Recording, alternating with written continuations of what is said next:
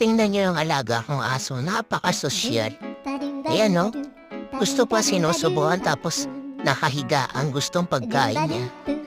Ayan yan, nagwiwigil-wigil pa yung kanyang buntot.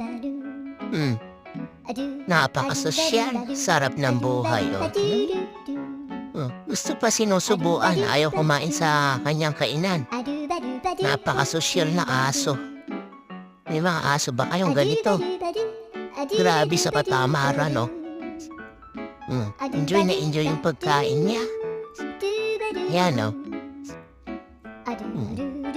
Itong pagkakahiga, tingnan mo. Nakahiga ng matuwid na matuwid tapos kumakain. Pasay gutom. Nakakatuwa ang aso. Naku, may patingin-tingin pa. Ang sarap ng kain. Ang sarap eka ng may yaya.